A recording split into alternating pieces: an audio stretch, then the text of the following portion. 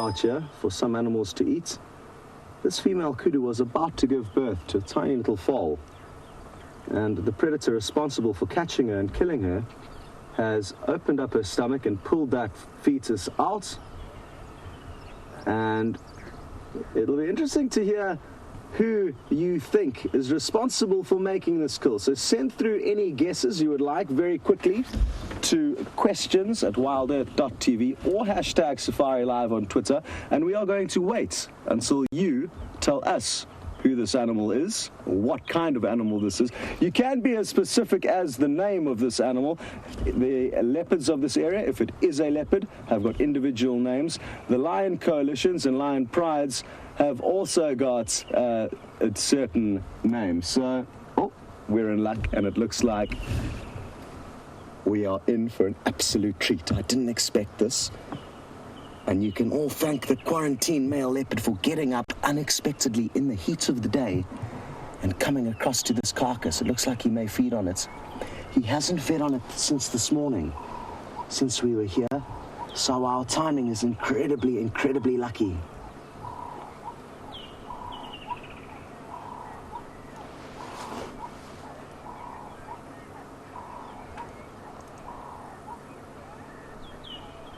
And Michelle and I think Gracia have both guessed leopard before we even got you, so well done. Oh, looks like the flies are giving him a hard time. Oh, look at all those flies. Oof. Look at his strength now. That is probably about 300 pounds of kudu, and he's probably maximum about 180, 160 to 180 pounds of leopard. And he's dragging almost double his body weight there.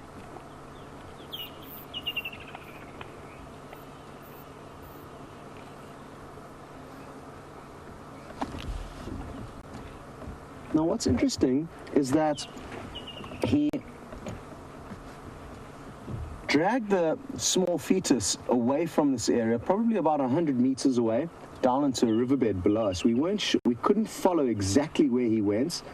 We were sadly not in the small little vehicles that we use for broadcasts, and we're in a much longer limousine, which is very hard to negotiate off-road.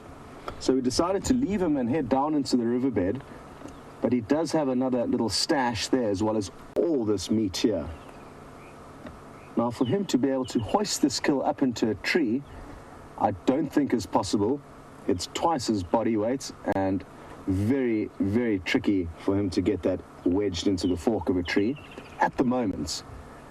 If he manages to feed on it a bit more uninterrupted, oh, there goes some stomach contents, and he's going to probably feed on it like a little piece of spaghetti, sliding it through his front teeth.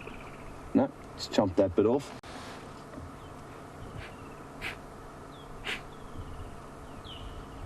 As I was saying though, if he does manage to feed on it for a kind of 24 more hours, then he's got a chance of getting it up into a tree. But the likelihood of him being uninterrupted in the next 24 hours is very, very slim.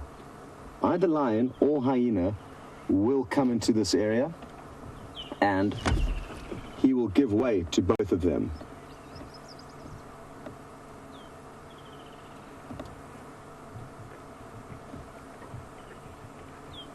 And Polo on YouTube, spot on. This is certainly a very large meal for one leopard. And if he was interrupted, this would be food for easily 5 full days.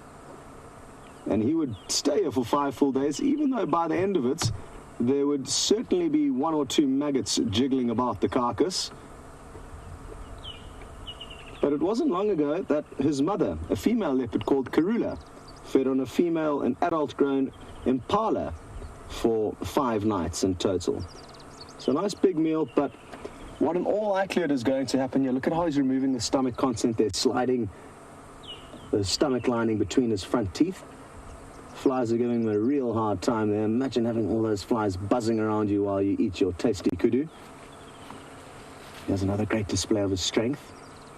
Not easy, because there's a lot of vegetation below him, small plants that are preventing that kudu to move further into the shade, which he's trying to do for a couple of reasons: to keep it cool as well as to keep it out of view of animals like vultures.